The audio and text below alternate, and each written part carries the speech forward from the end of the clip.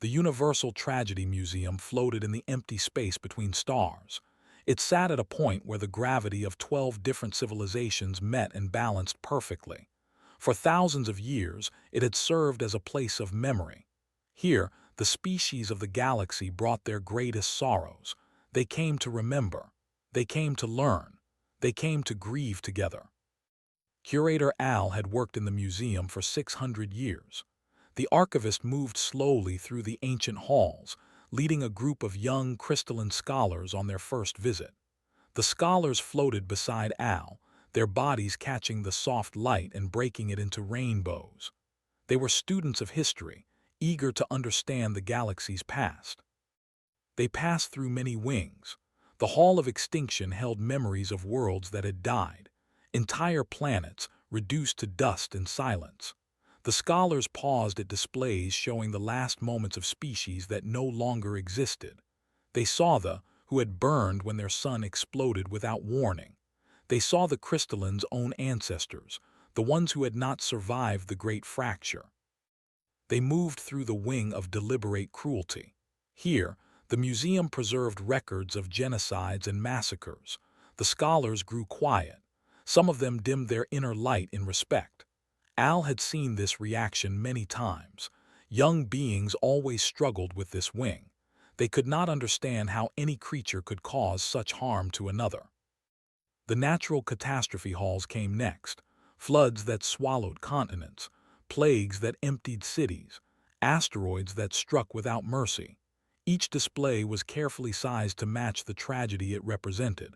The museum's architects had spent centuries perfecting this balance.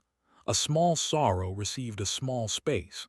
A great loss received a great hall. Then they reached the human wing. The crystalline scholars stopped moving. Their light flickered in confusion. The wing stretched before them, impossibly long. Hall after hall extended into the distance, each one filled with displays and memorials. The scholars looked at Al with questions forming in their mineral minds. Al had answered these questions many times before. The curator's 4 arms folded together in a gesture of patience. When humanity joined the galactic community, Al explained, we expected to catalog perhaps a few dozen notable sacrifices. Every species has some. Individuals who gave their lives for others. Heroes who chose death so that someone else might live. We prepared a small section. We thought it would be enough. The scholars waited. Al's chromatophores shifted to a color that meant tired sadness. Humanity submitted 11 million accounts in their first century of membership, and they continue to submit more. One of the scholars, a young one with bright blue veins of light running through their crystal body, moved forward. They examined the nearest display. It showed a human male standing in front of a broken machine. The plaque beneath explained that he had held a collapsing tunnel open with his own body so that miners could escape. He had known he would die. He had done it anyway. This is one tragedy, the young scholar asked. This is one display, Al corrected. This wing contains millions of them. The scholars exchanged looks of confusion and concern. Their species lived for thousands of years. They valued each individual life as precious beyond measure. The idea of so many willing deaths disturbed something deep within their crystal hearts. Why would any species produce so many individuals willing to die for others? Another scholar asked. Is it a sickness, a cultural obsession with death? Al had heard these questions before. The museum's board had debated them for decades. Some council members believed humanity was fundamentally broken. They saw the human wing as evidence of a species that did not properly value life. Others thought the opposite. They believed the human wing revealed something profound about humanity, something that made the other species uncomfortable. We do not know, Al admitted. We only know what we observe. Humans sacrifice themselves for their families. They sacrifice themselves for strangers. They sacrifice themselves for members of other species they have never met. They do this constantly. They do this without apparent hesitation, and they consider it normal. The scholars moved deeper into the wing. They passed displays of soldiers and scientists, parents and children, workers and wanderers. Each one had chosen to die so that others might live. Each one had a name, a face, a story. The weight of all these deaths pressed down on the scholars like gravity. Some council members have asked us to limit this wing's growth, Al continued. They argue that it distorts the museum's purpose. We are meant to preserve tragedy in proportion. How can we be proportional when one species produces more willing sacrifices than all other species combined? They walked for nearly an hour. The wing did not end. It simply continued, branching and expanding, each corridor leading to more displays, more names, more faces that had chosen death. Finally, Al stopped before a modest display near the wing's center. It held only a single photograph of a human female. She was unremarkable by any galactic standard. Brown hair, brown eyes, a slight smile. She wore the simple uniform of a maintenance technician. The young scholar with blue veins floated closer. They read the plaque beneath the photograph. It said her name was. It said she had served aboard a colony ship called the New Horizon. It said she had died at age 34. Why does this one matter? The scholar asked. Among millions, what makes her special? Al's chromatophores shifted to a color the crystallines had never seen before. It was not sadness. It was not grief. It was something deeper, something that had no name in their language. She was the first one I cataloged personally, Al said. 300 years ago when I first took charge of this wing. Before her, I worked in other sections. I recorded extinctions and plagues and natural disasters. I thought I understood tragedy. The curator reached out with one arm and touched the edge of the display case. The gesture was almost tender. Was a maintenance technician. She fixed water recyclers and air filters. She had no special training. She was not a soldier or a hero. She was simply a woman who went to work each day and came home each night to her daughter. The scholars gathered closer.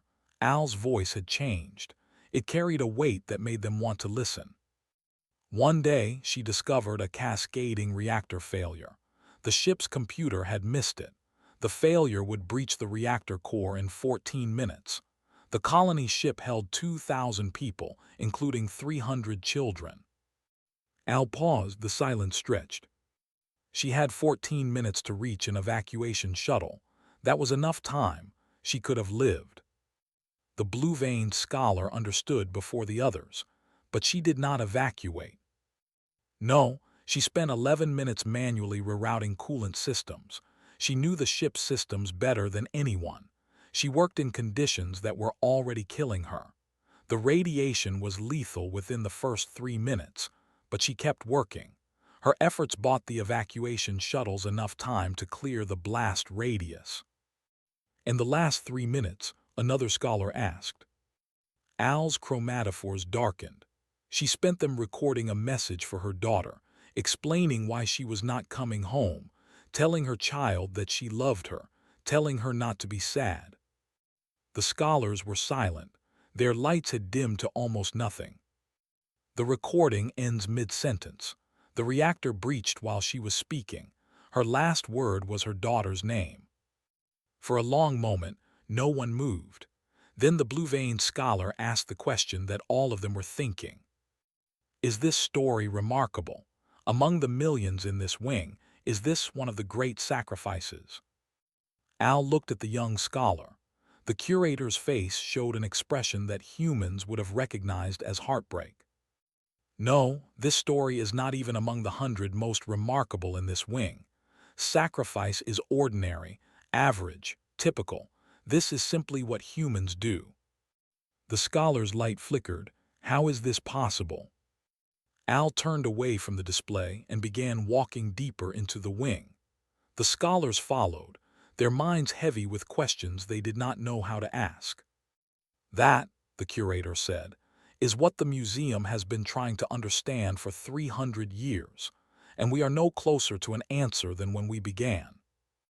Behind them, his photograph smiled softly in the quiet light of the museum.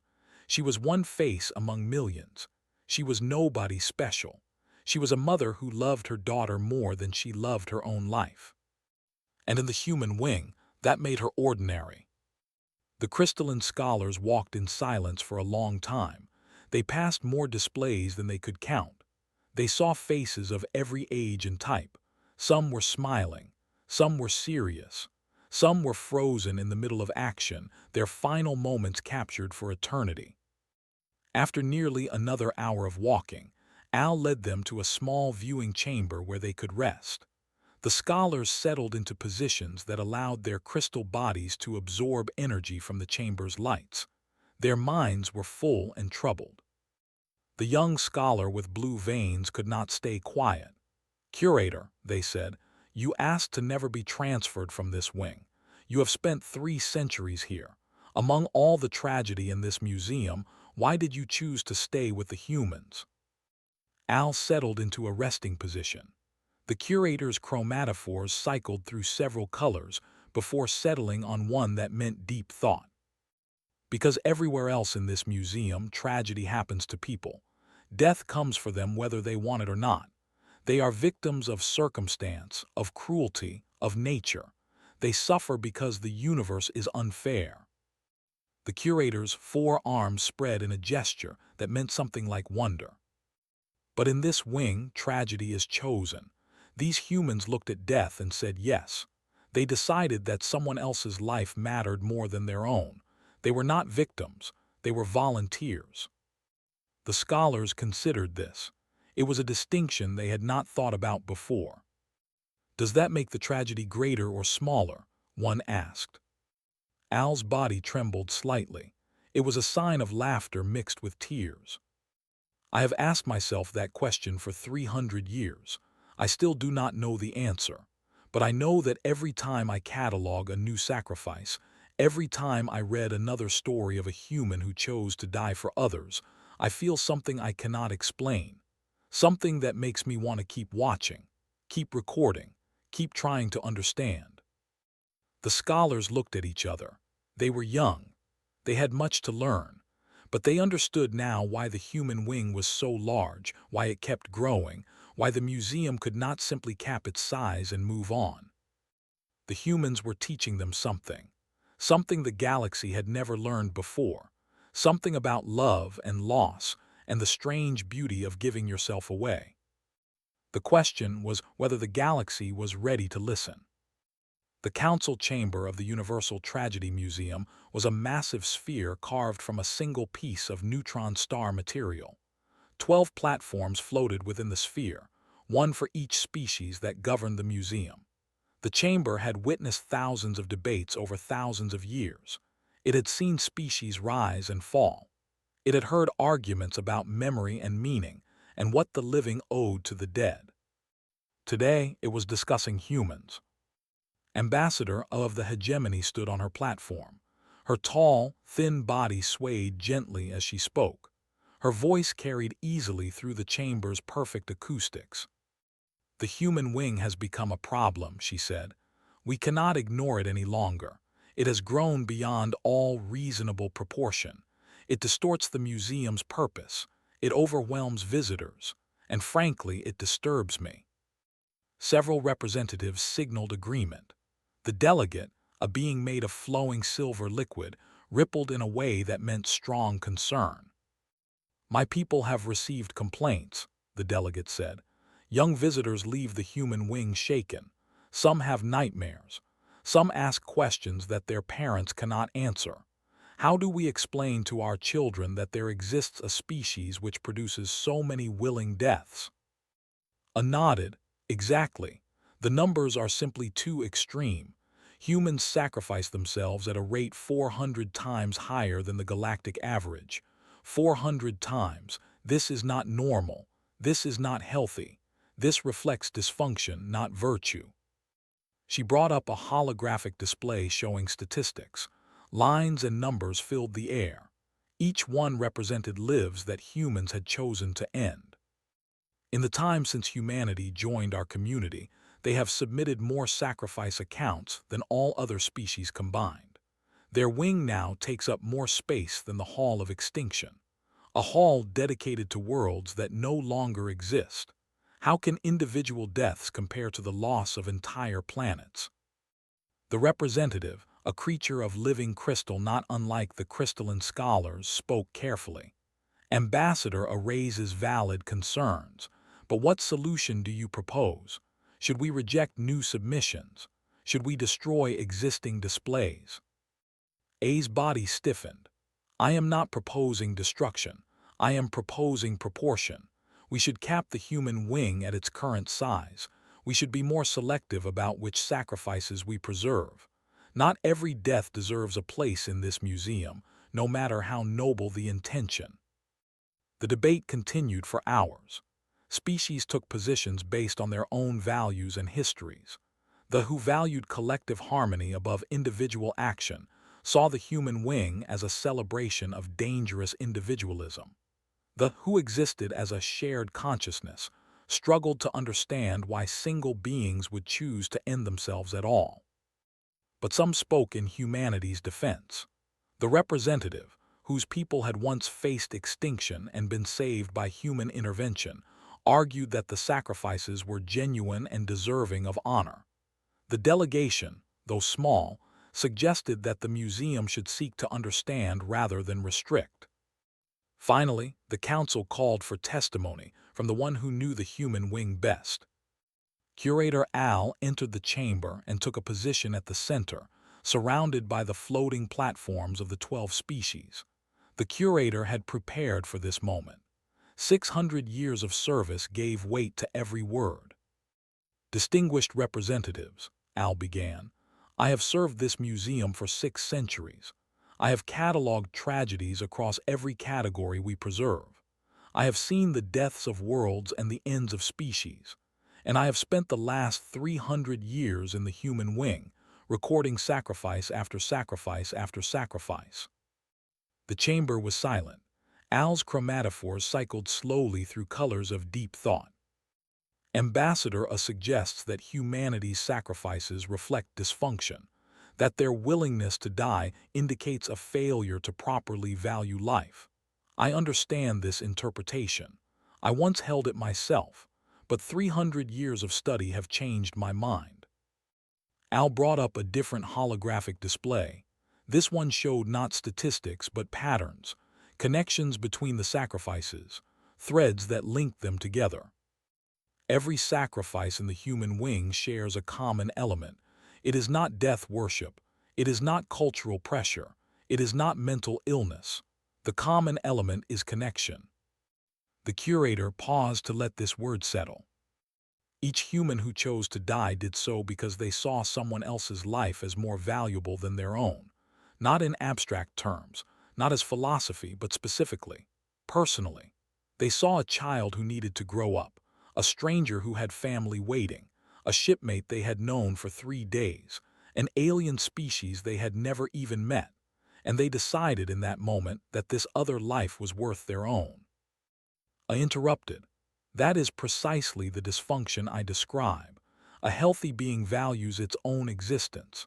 A healthy society does not produce individuals who throw away their lives for strangers. Al's chromatophores flashed with something like patience. Then perhaps humanity is not healthy by our definitions, but I would ask the council to consider what their sickness has produced. Let me tell you about. The curator told the story, the colony ship, the reactor failure, 14 minutes to live, 11 minutes spent saving others, 3 minutes spent saying goodbye. Her final recording ends mid-sentence, Al said. She was speaking her daughter's name when she died. The daughter survived. She is now a grandmother. She has 17 descendants spread across 4 worlds.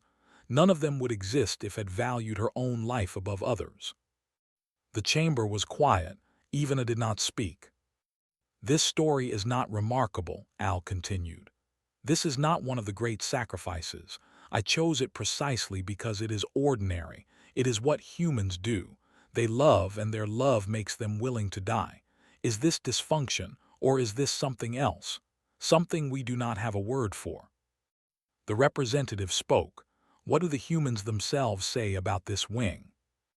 Al's body shifted in a way that meant complicated feelings. Humanity's official position has always been difficult to read. They are proud of this wing. They submit new accounts every day. They want their sacrifices remembered. The curator paused. But when humans visit the museum, something strange happens. They walk through our other wings with appropriate solemnity. They honor the dead of other species. They learn and remember and grieve. But when they enter their own wing, many of them weep. Weeping is appropriate for tragedy, the delegate observed. Yes, but they do not weep for the dead. When I ask them why they cry, they tell me something that I still struggle to understand. They say they weep because they fear they would not be brave enough to do the same. This silenced the chamber completely. They look at these displays, Al continued, at millions of ordinary people who chose death for love, and they doubt themselves. They wonder if they could make the same choice. They feel shame that they are not certain. A's swaying had stopped. The delegate had gone still. The crystals had dimmed. This is not a species that glorifies death, Al said. This is a species that holds itself to an impossible standard of love. They believe in their hearts that every one of them should be willing to die for others. And when they meet that standard, they do not celebrate. They grieve. They honor. And they go on trying to live in ways that are worthy of those who died. The curator's forearms spread wide. I do not know if we should cap the human wing. I do not know if its growth distorts the museum's purpose. But I know that every time I catalog a new sacrifice, I feel something I cannot name.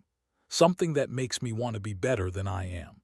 Something that makes me ashamed of my own selfishness. Al looked around the chamber, meeting each representative's eyes in turn. Perhaps that is dysfunction, or perhaps the humans have discovered something that the rest of us have missed, a reason to die that makes life more meaningful. I do not know, but I am not ready to stop trying to understand. The council debated for 3 more days. They reviewed statistics and stories. They consulted philosophers and psychologists. They argued about proportion and purpose and what the museum truly existed to preserve. In the end, they voted to preserve the human wing unchanged. It would continue to grow. New sacrifices would be cataloged without restriction. The museum would find ways to accommodate the expansion. But something had shifted. The representatives returned to their peoples with questions they had never asked before. They looked at their own cultures and wondered why willing sacrifice was so rare. They examined their own hearts and asked themselves what they would die for. The human wing had become more than a memorial. It had become a mirror, and the reflection it showed was not comfortable for anyone.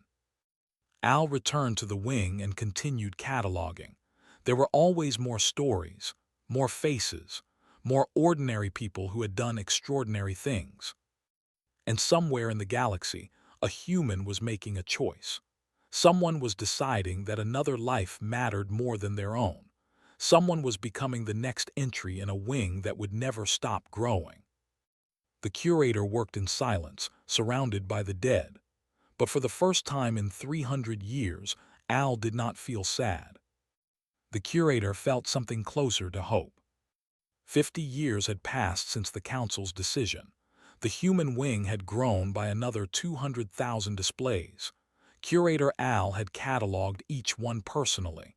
The work never ended, neither did the wonder. Today was different. Today, the museum was preparing for a ceremony unlike any it had ever held. Al stood in a newly constructed chamber at the heart of the human wing. The walls were smooth and dark, designed to focus attention on the single display at the center. Representatives from across the galaxy had gathered. Humans stood among them, their faces showing that complex mix of pride and grief that Al had come to know so well. The chamber's display held a single object, an emergency beacon, scorched and half-melted. It had survived temperatures that should have destroyed it. It had traveled 3 light-years through vacuum before being recovered. It was the most precious object Al had ever placed in the museum. The ceremony was about to begin. the first ceremony ever held to honor a sacrifice made for humanity rather than by them. Al stepped forward to address the assembly.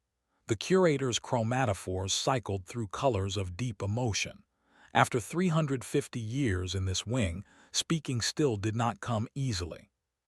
Distinguished representatives, honored guests, beloved humans, thank you for coming today. Thank you for being here to witness something that I never expected to see. The chamber was silent. Al's forearms spread in a gesture of welcome. For centuries, I have cataloged human sacrifice. I have recorded millions of stories. I have learned names and faces and final words. I have come to understand, as well as any non-human can, what drives humanity to give themselves away. The curator paused. This next part was difficult. But I always believed it was a human trait, something in their biology, their culture, their strange and beautiful minds. I thought the rest of us could admire it but never share it. I thought we were different. Al's chromatophores shifted to a color that meant sorrow mixed with love. I was wrong. The curator touched a control, and the display case opened slightly. The scorched beacon became visible to all. This beacon belonged to my offspring. 30 years ago was a young, brilliant, curious, eager to understand other species, chose to study on a human research outpost at the edge of colonized space. Some of the humans in the audience lowered their heads. They knew this story already. The outpost was attacked by pirates, raiders who wanted the station's supplies and did not care about the beings inside. The humans had evacuation protocols. They had escape pods designed for their bodies, but our physiology is different, could not fit in their pods. Al's voice remained steady. This was not a time for weakness. Standard galactic procedure was clear. Should shelter in place and await rescue. The pirates would take what they wanted and leave. Rescue ships would arrive within days, would survive. The curator's forearms folded together. But the station's hull was breached.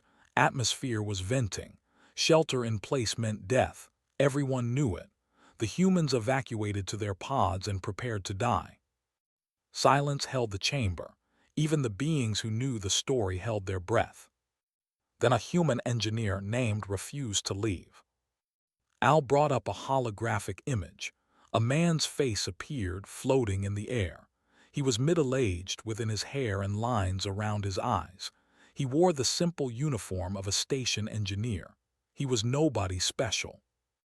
Had known my offspring for 6 weeks. They had eaten meals together. They had discussed science and philosophy. They had become friends in the way that humans become friends, quickly and deeply. The curator's chromatophores shifted again, complex emotions beyond numbing. When learned that could not evacuate, he made a choice. He stayed behind. He spent 6 hours modifying a cargo pod to sustain life support. He worked even as the station's atmosphere continued to vent around him. He breathed through an emergency mask. He ignored the warnings of his own body. Al's voice grew quiet. He sealed inside the modified pod and launched it. 2 seconds later, the station's hull collapsed completely, died in vacuum, alone. His body was never recovered. Tears were flowing. Humans wept openly. Other species showed their grief in their own ways. The delegate rippled with sorrow. The crystals pulsed with dim light. Survived. My offspring is here today, watching this ceremony.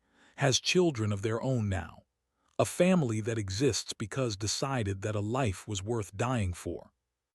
Al looked at the scorched beacon. For 350 years, I have cataloged human sacrifice. I have tried to understand it. I have admired it from a distance. But I always believed it was something humans did, not something done for humans. The curator's forearms spread wide. Taught me that I was wrong. He taught me that sacrifice is not a human trait. It is a choice. A choice that any being can make for any other being, regardless of species or origin or biology. Al's chromatophores flashed with sudden intensity. Humans do not sacrifice themselves because they are broken. They sacrifice themselves because they love, and love is contagious. It spreads through proximity, through relationship, through time spent together. Humans teach the galaxy how to love by showing us what love can do, by showing us that the self can be given away. The curator turned to face the assembled representatives. Was not a human hero who happened to save an alien. He was a man who learned to love a friend. He caught something from my offspring. He caught connection. He caught caring. And when the moment came, he acted on what he had caught. Al moved to stand beside the display case. This is the first display in the Universal Tragedy Museum dedicated to a sacrifice made for humanity. It will not be the last, because what humans have is spreading. Slowly, quietly, one friendship at a time, one choice at a time, one death at a time. The curator paused. This is terrifying. It means that any of us might someday face the choice that faced. It means that love comes with a price, and the price is sometimes everything. Al's chromatophores settled into a color of peaceful certainty. But it is also beautiful, because it means that humanity's gift to the galaxy is not just their own sacrifices. It is the capacity for sacrifice itself. They are teaching us, whether they know it or not, how to love enough to die. The ceremony continued, speeches were made, memories were shared, family was honored, spoke about their lost friend, and the chamber wept again. At the end, Al unveiled something unexpected. At the center of the human wing, not far from its modest display, a new pedestal had been installed. It was empty. It bore no name, no plaque, no story. The representatives looked at it with confusion. Why place an empty pedestal in a museum of memory? Al explained. This pedestal does not honor the dead. It stands for the next sacrifice, the one that has not happened yet, the human, or perhaps the non-human, who will someday see someone in danger and make the choice that cannot be undone. The curator touched the empty pedestal gently. It is not a memorial. It is an invitation. It asks every being who sees it to wonder if they could do the same, to ask themselves what they would die for, to think about love and its costs. The chamber was silent. Every being present felt the weight of the question. Humans did not invent sacrifice, but they perfected it. They made it ordinary. They made it expected. And in doing so, they challenged the rest of us to become worthy of their example. Al stepped back from the pedestal. I have spent 350 years in this wing. I have recorded millions of names. I have learned more about humanity than any living, and I still do not fully understand them. The curator's chromatophores shifted one final time. This color had no name in any language. It was something new. But I know this. Before I die, I want to be worthy of this pedestal. I want to love something or someone enough to give myself away. I want to prove that what humans have can be learned. Al looked around the chamber. Perhaps none of us will ever face that choice. Perhaps we will die quietly in our own time without the chance to sacrifice anything. But we can live as if the choice might come. We can love as if it matters. We can treat every being we meet as someone worth dying for. The ceremony ended. The representatives departed. The humans returned to their worlds. But something had changed. Something in the air of the museum itself. Something in the hearts of everyone who had witnessed. The human wing continued to grow. New displays were added daily. More names, more faces, more ordinary people who had done impossible things. But now, scattered among them, other species began to appear. A who had shielded a human child from an explosion. A who had drained their own energy to power a failing life support system. A who had thrown themselves between a human and a falling beam. The sacrifices were spreading. Love was spreading. And at the center of the wing, the empty pedestal waited, patient, silent, ready. It was an invitation that the galaxy was learning to accept. Somewhere, right now, A being of some species was looking at another being and thinking thoughts they had never thought before, feeling connections they had never felt, wondering, for the first time, what they might give up for someone else. The humans had given the galaxy many gifts: technology and art, music and stories, courage and curiosity. But this was the greatest gift of all, the most terrible and beautiful thing they had ever taught. They had shown the universe how to love enough to die. And the universe slowly was learning.